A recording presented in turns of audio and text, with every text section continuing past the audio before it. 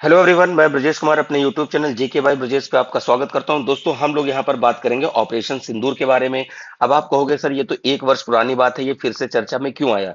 जैसे आपने अभी सुना होगा कि इस ऑपरेशन के दौरान 6 जवान शहीद हुए थे और इनको वॉर ऑफ मेमोरियल में शामिल किया गया है। तो लेकिन वहीं पर एक मुद्दा इस बात पे भी गरमाया कि हमारे देश के जो रक्षा मंत्री हैं माननीय राजनाथ सिंह जी, तो इन्होंने संसद में खड़े होकर भाषण दिया था कि हमारा एक भी जवान ऑपरेशन सिंदूर में शहीद नहीं हुआ है। वहीं सेना ने प्रेस कॉन्फ्रेंस में बताया था कि हाँ, हमारे 6 जवान इसमें वीरगति को प्राप्त हुए हैं। तो डिस्कस करते हैं कि क्या मुद्दा है, क्या बयान था और ऑपरेशन सिंदूर क्यों शुरू किया गया था। तो हम सारे एस्पेक्ट की बात करते हैं और सभी चीजों के बारे में वन बाय वन करेंगे और आपके लिए जानना इंपॉर्टेंट है, क्योंकि ये देखिए एक ऐसा इशू था कि उस समय आतंकवादी अटैक होता है। और बात करते हैं शुरुआत से कि डेट थी 22 अप्रैल की और 2025 की बात है। बैसरन घाटी पहलगाम जम्मू कश्मीर में पड़ती है। मेनली जगह वो थी पहलगाम। लोग यहाँ पर टूरिज्म के लिए आते हैं, तो यहाँ पर टूरिज्म बहुत होता है, तो टूरिस्ट आए हुए थे यहाँ पर। तो पाकिस्तान समर्थित यूनाइटेड नेशन के द्वारा प्रतिबंधित आतंकी लश्कर ए तैयबा के मुखौटे के संगठन में द रेजिस्टेंस फ्रंट टीआरएफ के 5 भारी हथियारों से लैस आतंकवादियों ने निर्दोष नागरिकों पे अंधाधुंध गोली चलाई थी। अब इसमें आपको हम बात बताते हैं कि एक्चुअल में देखिए क्या था कि लश्कर ए तैयबा के अंडर में ही है द रेजिस्टेंट फ्रंट, जिसको हम टीआरएफ बोलते हैं, पाकिस्तान में है। ठीक है। और यहां पर इसमें 26 निर्दोष लोगों को मारा गया था, जिसमें से सारे हिंदू पर्यटक थे और एक स्थानीय गाइड था। और इसमें उनसे पूछा जा रहा था कि आप किस धर्म से हो, तो जो हिंदू लोग थे तो उनको टारगेट किया गया था। और बाद में फिर उसी के रिस्पेक्ट में ऑपरेशन सिंदूर रखा गया। तो आप समझ सकते हैं कि सिंदूर जो है कि जो हिंदू रिलीजन का जो महिलाएं लगाती हैं अपने पति के नाम से, और वो एक सिंबल माना जाता है। तो वो ऑपरेशन सिंदूर का नाम रखने के पीछे यही लॉजिक था। ठीक है। तो ये पहलगाम की घटना हुई थी 22 अप्रैल 2025 की बात है। अब देखिए इसमें हुआ क्या था। इसका मकसद जम्मू कश्मीर में तेजी से बढ़ रहे पर्यटन, 2.3 करोड़ पर्यटकों को रिकॉर्ड बनाया था, इसको ठप करना और देश में सांप्रदायिक तनाव पैदा करना। देखिए क्या हुआ था कि इस बार हिंदू मुस्लिम का क्या है वो एंगल आ गया ना। लेकिन हमारी सेना ने मिलके काम किया और उसमें चाहे मेल रहे हो, फीमेल रहे हो या किसी कास्ट रिलीजन के रहे हो, सब लोगों ने ऑपरेशन सिंदूर में दिया। तो देखिए ऑपरेशन सिंदूर भारत की जवाबी कार्रवाई थी जब ये पहलगाम अटैक हुआ था। तो उसी पे हम डिस्कस करने जा रहे हैं। तो फिर ये 7 मई 2025 की सुबह 10 मई 2025 को युद्ध विराम के साथ समाप्त हुआ। तो 7 मई को शुरू होता है और 10 मई को ये खत्म होता है। आतंकवाद के खिलाफ भारत की जीरो टॉलरेंस की नीति के तहत थल सेना, नौसेना और वायुसेना ने मिलकर यहां पर काम किया था। तो देखिए मुद्दा क्या आ रहा है। जैसे देश की राजनीति क्यों गरमाई गई है। संसद में राजनाथ सिंह ने कहा था कि हमारा एक भी जवान क्या है कि इस पहलगाम के समय जो ऑपरेशन अटैक चला, वो सॉरी ऑपरेशन सिंदूर चला गया था, उस अटैक में एक भी जवान शहीद नहीं हुआ। लेकिन अब उसी युद्ध में शामिल हुए और शहीद हुए वॉर मेमोरियल में दर्ज हुए 6 नाम, यानी 6 जवान जो शहीद हुए, इनको वॉर मेमोरियल में शामिल किया गया है। ठीक है। तो यहां पर देखिए कौन है। सूबेदार मेजर पवन, राइफलमैन सुनील कुमार, लांस नायक दिनेश कुमार, एवी मुड मुरली नायक, हवलदार सुनील कुमार सिंह और सुरेंद्र कुमार। तो ये 6 नाम है जो वीरगति को प्राप्त हुए थे, देश का ना के आन बान शान के लिए लड़े ये। और लेकिन राजनाथ सिंह जी ने देखिए जो पार्लियामेंट में कहा था, लोकसभा में खड़े होकर कि भाई हमारा एक भी नहीं है जो सिपाही है या हमारे सैनिक नहीं मारे गए हैं। और ये इनके संसद का बयान है और इसकी तमाम वीडियो आपको तमाम यूट्यूब चैनल पे, न्यूज पे मिल जाएंगे। तो यही वहीं से लिया गया है। अब देखिए यहाँ पर तमाम न्यूज उसमें आउटलेट में आ रहा है, इसलिए मैं इसको लेके आया हूं कि ऑपरेशन सिंदूर के समय जो शहीद हुए थे इनको नेशनल वॉर मेमोरियल में दर्ज होंगे नाम, और इन जवानों ने दिया था अपना सर्वोच्च बलिदान। तो ये तमाम आर्टिकल हैं जो हम आपको दिखा रहे हैं कि जो अभी चीजें चल रही हैं। तो हम बात कर रहे थे कि भाई हमारी आर्मी, नेवी और जो क्या नाम है एयरफोर्स, सब लोगों ने क्या है मिलकर इस पर सेवा दी थी। तो भारतीय एयरफोर्स ने 72 से अधिक विमानों के साथ एलओसी पार करके पाकिस्तान पंजाब प्रांत में जैश ए मोहम्मद और लश्कर ए तैयबा के 9 प्रमुख आतंकी ठिकानों पर सटीक हमला किया था। देखिए हमारे पास डिफेंस सिस्टम है S-400। अब S-400, ये इसको हम सुदर्शन चक्र के नाम से भी हम जान रहे हैं। और ये क्या करता है, उधर से आने वाली मिसाइलों को इंटरसेप्ट करता है। प्लस हमारे पास जो मिसाइलें हैं ब्रह्मोस वगैरह, तो इसने बहुत अच्छा काम किया कि जो टारगेट इंडिया से फिक्स किया गया था पाकिस्तान में, उन 9 जगहों पर इसने हिट किया। आपने देखा होगा कि उनके एयरफोर्स का जो रनवे वगैरह है, उनकी बिल्डिंग को क्षति पहुंचाई थी। जो क्या नाम है, आतंकवादी हैं उन पे ठिकाना बनाया था। तो ये S-400 भी काम किया था जो डिफेंस सिस्टम है। और भारतीय सेना ने अपने कैरियर बैटल ग्रुप की मदद से अरब सागर में पूर्ण प्रभुत्व स्थापित किया।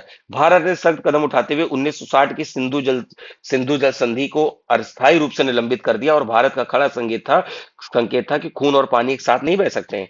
देखिए 1960 में वर्ल्ड बैंक ने मध्यस्थता करी थी, और दोनों देशों के बीच में सिंधु जल समझौता कराया था। उसमें 3 नदियां बांटी गई थी वेस्ट के लिए, और 3 नदियां ईस्ट की बांटी गई थी। ठीक, तो इसमें थी इंडस, झेलम और चेनाब। मैं नाम बस सिंबॉलिक लिख रहा हूं, बाकी इधर क्या था, चेनाब हो गया। फिर इसमें व्यास, रावी और सतलज। ठीक, ये क्या था, ये थी ईस्ट की नदियां और ये थी वेस्ट की नदियां। तो इनका पानी जो था 80-20% 80 और 20 का रेशियो ले लीजिए, तो पाकिस्तान यूज कर रहा था, इनका इंडिया यूज कर रहा था। इधर में 20-80 था, यानी कि इधर ये पाकिस्तानी नदियों का पानी यूज करेगा और बाकी ये सब इंडिया करेगा। लेकिन इंडिया इनका भी पानी क्या है छोड़ रहा था और पाकिस्तान में जा रहा था, क्योंकि इंडिया को बनाने पड़ेंगे डैम। और डैम देखिए माउंटेनियस एरिया है और प्लेट टेक्टोनिक्स वाला एरिया है, तो क्या होता है वहां पर कभी भी अर्थक्वेक आ सकता है, डैम टूट सकते हैं, जिससे कि वहां के लोगों को बाढ़ का सामना और तमाम जान माल की हानि हो सकती है। इस वजह से इंडिया बहुत संभाल के कदम चला रहा है। और बाकी वहां पर जो डैम पहले से बने हैं या नदियां हैं उसमें से नहर निकाल के भी प्रयास किया जा रहा है कि पंजाब, हरियाणा और राजस्थान की तरफ नहरें निकाली जाएं, जिससे कि यहाँ का पानी हमारे असिंचित क्षेत्रों को या जहां पर पानी की सुविधा नहीं है वहां पर पहुंचाया जाए। तो ये सैन्य कार्रवाई हुई थी ऑपरेशन सिंदूर के समय। अब बात कर लेते हैं, यहाँ पर देखिए जो लोग शहीद हुए थे, ये सूबेदार मेजर पवन कुमार जी हैं, और मुख्यालय 10 इन्फेंट्री ब्रिगेड। और ये क्या है, वॉर मेमोरियल में इनको शामिल किया गया है। राइफलमैन सुनील कुमार, वीर चक्र मरणोपरांत दिया गया। ठीक है, और ये क्या थे, एक एलआई थे।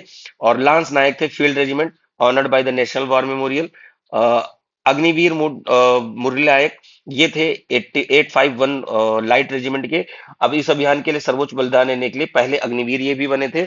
और हवलदार सुनील सिंह, फील्ड यहाँ पर क्या है कि भाई फील्ड वर्कशॉप कंपनी, और इनको भी वॉर मेमोरियल में शामिल किया गया है। ठीक है, तो अब यहाँ पर देख रहे हैं, मैं छठा नाम आई थिंक इसमें छूटा है क्या, ये छठा नाम। तो छठा नाम सर्जेंट सुरेंद्र कुमार। तो मैंने सोचा आपको सारे पहले नाम दिखा देते हैं, फिर यहाँ पर देखिए हम बात कर लेते हैं कि देखिए न्यूज में लगातार चर्चा बना है कि भाई शहीदों की शहादत सरकार क्यों छुपा रही है, भाई मोदी सरकार यहाँ पर छुपा रही है। तो मुद्दा यह है कि भाई पहली बार स्वीकार किया गया कि हाँ हमारे 6 जवान शहीद हुए थे।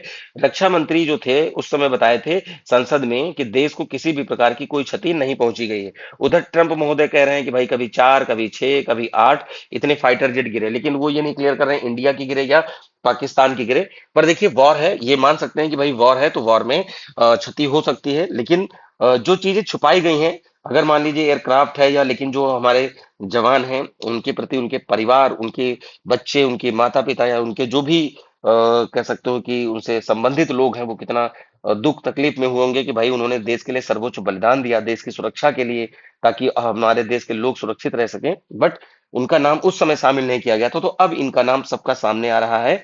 अब देखिए भाई, भारत माता की रक्षा करने वाली सरकार सम्मान नहीं कर रही है, ऐसा क्वेश्चन उठने लगा है। शहीदों का सम्मान, देश का अभिमान। तो ये यहाँ पर बातचीत हो रही कि भैया ऐसा है कि जो ऑपरेशन सिंदूर चला था उसमें अब समय आ गया है कि भाई उनको यहाँ पर सम्मान दिया जाए। अब देखिए यहाँ पर क्या है कि भाई कहा जा रहा है कि ऑपरेशन सिंदूर के समय भरी संसद में राजनाथ सिंह ने क्या झूठा बयान दिया था, क्योंकि क्योंकि उस समय इन्होंने कहा था कि भाई कोई शहीद नहीं हुआ है, कोई क्षति नहीं हुई, लेकिन फिर ये 6 नाम आ कहां से रहे हैं, क्यों भाई सरकार ने ही दिया है। और इसमें पवन कुमार जी हैं, सुरेंद्र कुमार जी हैं, तो सभी लोग हैं, सुनील कुमार हैं, तो सब लोगों ने मिलकर यहाँ पर अपना योगदान दिया था। और अभी सरकार ने ही खुद कहा है कि भाई अब इनके शहीद होने की क्या कर रहे हैं, पुष्टि कर रहे हैं कि हाँ भाई हमारे ये 6 जवान शहीद हुए थे और इनको हम सर्वोच्च सम्मान के तहत वॉर मेमोरियल में शामिल करेंगे। अब देखिए लोग प्रश्न उठा रहे हैं कि भाई क्या भारत की राजनीति का इतना स्तर गिर गया है कि अपने, देखिए हम चाइना नहीं है, चाइना अपने नागरिकों के उसको शहीद मतलब सॉरी शहीद जवानों को छुपा लेती है ताकि नागरिकों को पता ही न चल पाए। वहां पर कह सकते हो कि एक छत्र राज है भाई, शी जिनपिंग काफी समय से है वहां पर, एक ही पार्टी सिस्टम है। ठीक है, लेकिन अपनी इंडिया में डेमोक्रेसी में पहली बात तो सबको जानने का अधिकार है, क्योंकि वो हम ही आपके परिवार के बीच से हमारे देश के सेना में जा रहे हैं, चाहे वो आर्मी हो, नेवी हो, एयरफोर्स हो, पैरामिलिट्री हो। तो कहीं ना कहीं वो हमारी देश की सुरक्षा में इन्वॉल्व हैं। हमारे घर से भी है, मेरे बड़े भाई आप लोग के भी घर से होंगे, तो आप सब जानते हो इन सब तरह की चीजें। ठीक है। तो ऑपरेशन सिंदूर की बात हो रही है भाई, मैंने ये डिटेल आपको इन्फॉर्मेशन दी। उम्मीद है कि चीजें समझ में आई होंगी। और इससे रिलेटेड और कोई वीडियो चाहिए होगा तो बिल्कुल, अब भाई आप खुद डिसाइड करें कि भाई उस समय नाम नहीं बताए गए और इस समय नाम बताए जा रहे हैं। तो ये क्या रीजन रहा है कि भाई ऑपरेशन सिंदूर के समय जो हमारे जवान वीरगति को प्राप्त हुए उनका नाम उस समय ही क्यों नहीं शामिल किया गया। तो ये काफी सोचने का विषय है। और बाकी ऐसे ही तमाम वीडियो हम लाते रहेंगे भाई। चैनल पे सब्सक्राइब कर लें, जीके भाई ब्रजेश। देखिए हम आपको लगातार ज्योग्राफी पॉलिटी की क्लास मिल रही है और साथ में जीके जीएस की भी क्लास मिल रही है।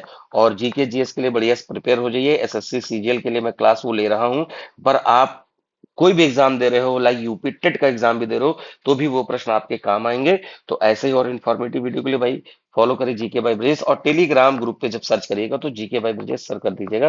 तो आपको वहां पर टेलीग्राम ग्रुप से पीडीएफ और तमाम तरह के नोट्स वगैरह का जो भी है वो वहां से आपको मिल जाया करेंगे। बाकी कोई डाउट होगा बिल्कुल कमेंट करें, आपके कमेंट का स्वागत है। ठीक है, मिलते हैं, तब तक के लिए नमस्कार।